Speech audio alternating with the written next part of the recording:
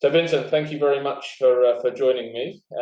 You did just mention you're on a building site, so I'll just flag that now in case any of our listeners wonder why there's drills going off in the background at any point. But thank you very much for being a guest. Thank you for having me. No, my pleasure. My pleasure. So, I said before, one of the reasons and where the idea of having you on the podcast came from is because I enjoy the back and forth we have on LinkedIn. I think you have some interesting views on certain topics that we've raised before. So we'll get into some of that, and we'll talk about your journey through Salesforce. But what I really want to understand first and foremost is what was your career before Salesforce, before we know more about the journey that you've been on since.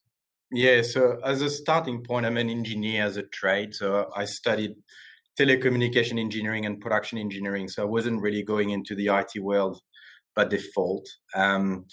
When I arrived in Australia 16 years ago, I started in the SAP world. So as a traditional, SAP consultant, rolling out finance systems in businesses and going through manufacturing and construction and all this sort of thing. So I started my career in really the traditional SAP world, which was actually really good for me because I've learned heaps around end-to-end processes in a business, not just the starting point or the end of the process, but really what does it take to do end-to-end in a business. So I did that for 3 or 4 years before actually moving to one of my clients, who was BlueScope at the time. So I moved to BlueScope Steel to continue a little bit this journey of rolling out ERPs in businesses that we were buying at the time. So it was very much in a M&A capacity, basically. And I continued that for a while, and then I moved into the traditional IT world, and I had a team that was responsible for ERPs at the time. So we had 1,500 users on very old green screen terminal ERPs that they still have actually at the moment. And back in 2010, this is where we started to look at Salesforce automation, or more like what should we do in the CRM space, and that was my first interaction at that time with Salesforce.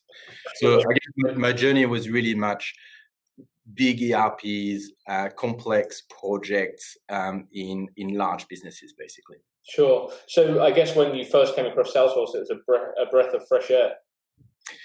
It was, and that was, you have to keep in mind, I was dealing with the ERPs that were pretty much green screen. So I was going to a system where adding a field was taking 3 seconds, basically. So just for us, it was like, wow, that's absolutely amazing. So it was interesting because I guess the first interaction with Salesforce was really just a little pilot. We were just doing a bit of innovation, understanding what we should do in that space. And that was it. We were not really serious about it at the time.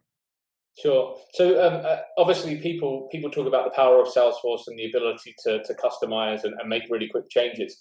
But you come from that background where that wasn't the reality with the ERPs. And I actually used to be an SAP recruiter, so I know that market reasonably well. To make a small change in Salesforce, in SAP back in the day, how long was that taking you? Oh, look, yeah, when I was back in that space, if you wanted to do, I guess, not just adding a field, but maybe something of significance, I guess it was always like a 2 to 3 months project. Not necessarily a project, but at least a delay, because it had to go through prioritization. It had to go through change management board and impact assessment and all these sort of things. So yeah, that was my world basically before, like very strict governance, everything was long. You had to predict what you wanted 6 months in advance, basically. Sure. So when I used to recruit in that market, it was really interesting because it was a great place to be as a recruiter because projects were so long. So you could place someone on a project for 5 years. And then at the end of the project, they'd realize we've not achieved any business value from this 5 years worth of hundreds of millions of dollars we spent. We're going to have to do it all again. So you'd keep contractors would just stay forever. What was when BlueScope or the business you were working for back then, when they saw this new platform that could be edited really quickly, modified, value could be added really quickly? Was it an immediate? Was everyone on board with it, or was it we're in the cloud and this is all a bit fancy for us?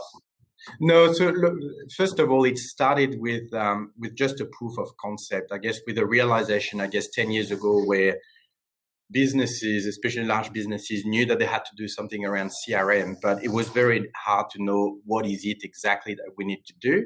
what do we actually need and what is the real value of doing it. Because quite frankly, 10 years ago, there were not millions of good use cases of CRM. We were more talking about disasters than anything else, and lack of adoption and all these sort of things. So the approach, I guess, that we used was a little bit different at the time, where we said, you know what, we're going to start with just a proof of concept, and we're going to use the flexibility of the platform to almost build as we go, because we don't know what we don't know. So the only way we're going to know is by trying and by having user groups that can test a few functions, and we're going to do it in a small scale before going wider.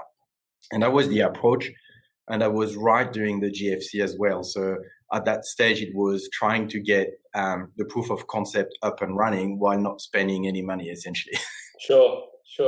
Yeah, challenging times for sure. So your journey obviously has evolved since then, and has now kind of focused on the Salesforce world. And we'll get to your business and how that started. But what was the journey in between first finding Salesforce and then starting a business? Like, what kind of roles were you playing through that time?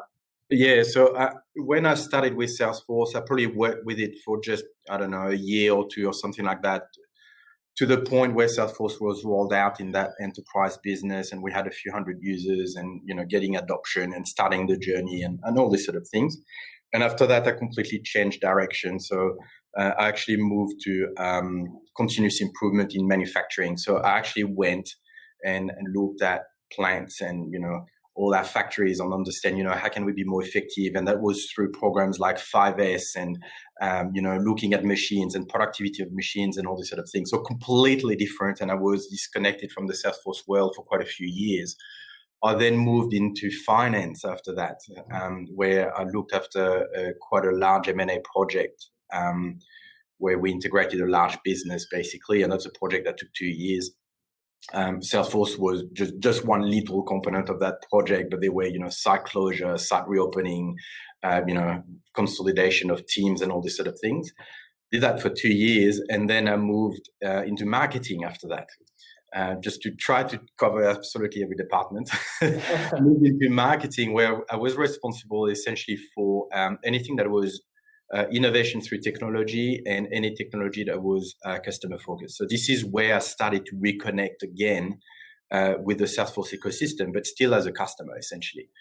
This is where we're starting to use Salesforce to connect with our customers, to try to use it as a bit of an innovation platform, to essentially try to sweat the asset a little bit more. Mm-hmm. And this is where I realized actually the platform came a long way, basically in 5 years, and it's becoming really fun. Yeah. At that time that I thought, I think I want to do something with that platform. I think there's something to do. I want to help people with that platform. So this is really where at that time that I realized actually I'm going to go and create a business out of that. Sure. So how did that leap, how was that? Because a lot of people want to start businesses, and you've been with a company for a number of years at that point. What was that leap like from being employed to going out on your own and being a business owner? So yeah, it was, it's always a challenge, but I was really lucky that I had an employer that was absolutely brilliant, and we actually talked through it. And we put a plan together for me to go part-time at the beginning and then move out of the business very slowly. For them, it was great, not losing knowledge. Mm-hmm. We could hand over all the information and everything that I had, and I could start building the business slowly. So work on the business plan, work on what it would look like to start with. So it was a really nice transition. It took 4 or 5 months, basically. And after that was it. And off you are. Yeah. So what are the biggest, aside from I guess having the funds and things like that, which is always going to be a challenge when you're starting a business, is kind of bootstrapping it and getting it to the right point. But aside from all of that, what was the biggest challenge for you as starting a Salesforce and consulting business?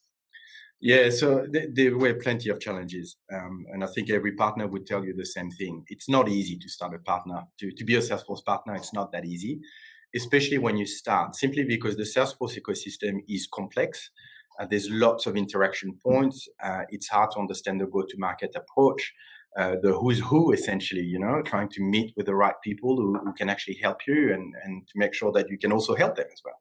Sure. So I guess the first few months when we started as a Salesforce partner, we probably spent 6 months that I would have called a write-off almost, where we didn't really have the right approach.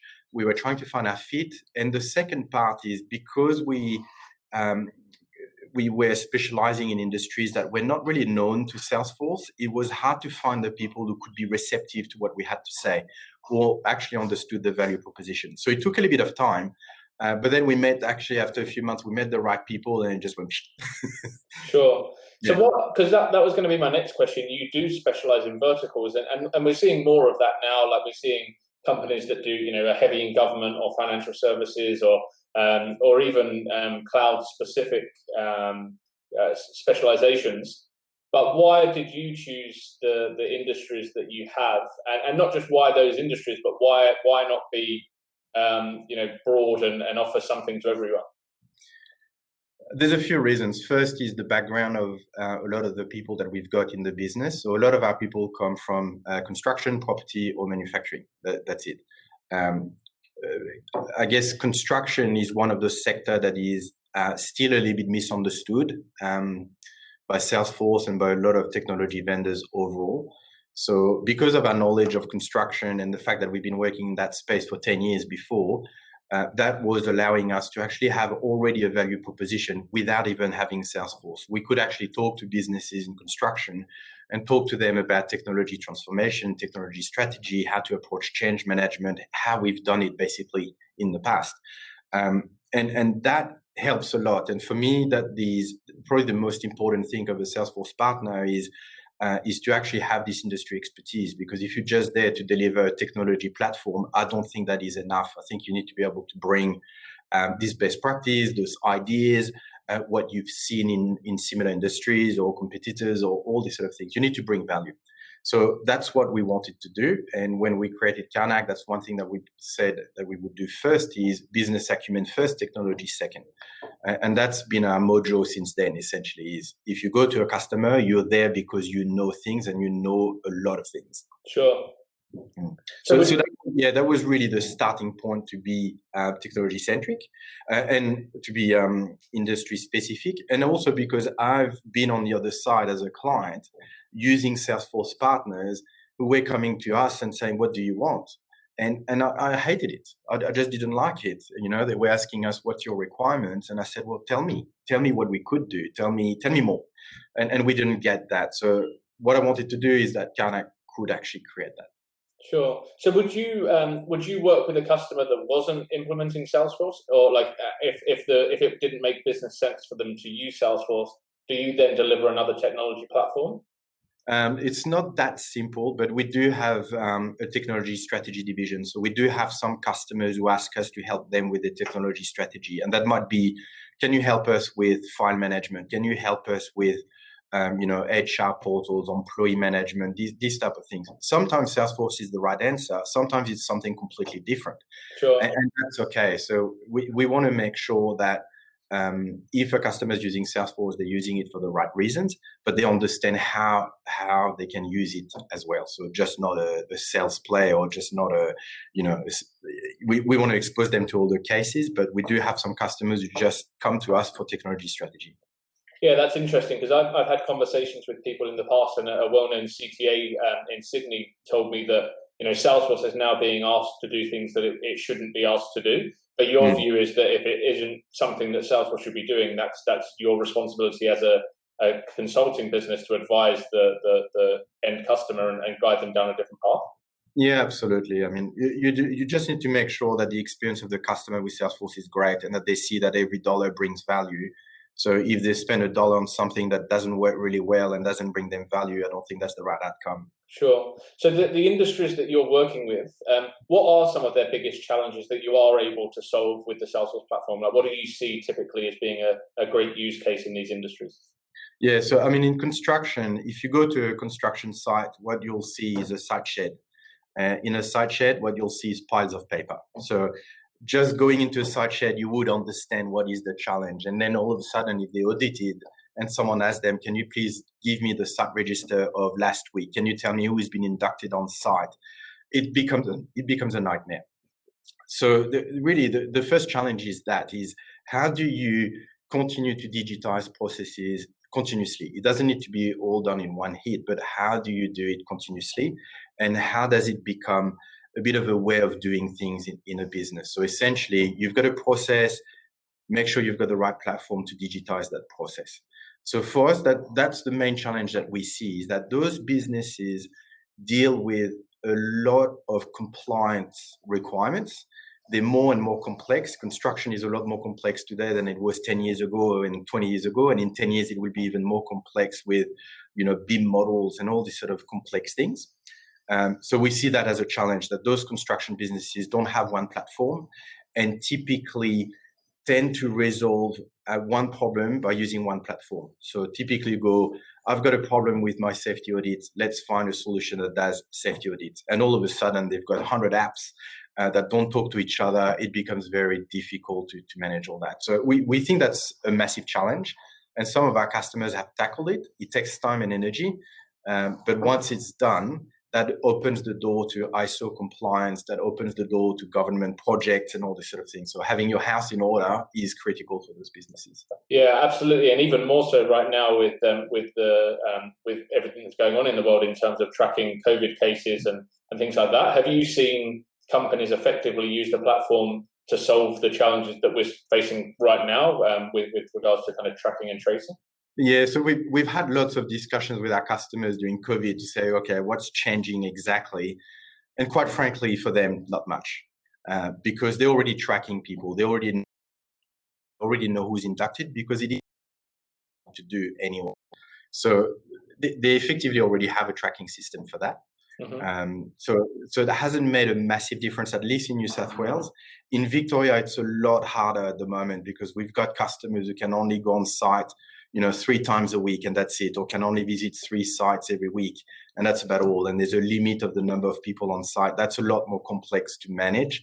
But that's almost way beyond just the traceability, you know what I mean? Mm-hmm. It's a lot more complex than that. But we've had some customers where we've done like a simple site check-in, check-out for them to make sure that at least they had an easier process to manage these sort of things and that they were more comfortable that the information was actually tracked as opposed to, on a piece of paper, essentially. Sure.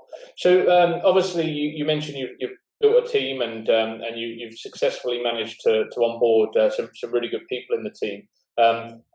What's been your approach for that, and what are some of the frustrations that you've had or found while hiring in the Salesforce ecosystem?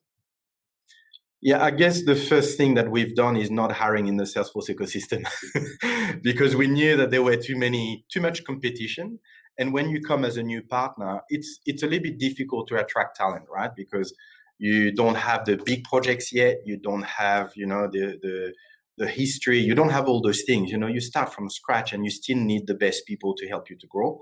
So our approach at the beginning has been to get people who were not from the Salesforce ecosystem, but people who had a really good brain and a growth mindset. So people who were capable to reskill quickly, able to learn the Salesforce platform really quickly, but either they already had a good business background or they already had great knowledge in platforms like Civil CRM or, it might be a NetSuite or this sort of platform, essentially. So we've done that for the first 18 months, and that's been absolutely brilliant for us. We've recruited people who have been really, really hungry to learn. Yeah, I always advise that, and I think if you have the right environment and the right team, then everyone should be bringing juniors through, whether they're small or large, and giving back to the ecosystem and helping grow the ecosystem. But we do get a lot of pushback with that because, especially in the consulting world, right? Because you need people to be billable to be profitable. So how did you manage that in terms of having someone come into the business that didn't necessarily know Salesforce? Like, what was the ramp up period and how did you make that work in the early days? By working a lot to start with. no question about that. So we do have some people that are really knowledgeable in Salesforce. So not everyone's coming green either. So it's just having the right mix to start with.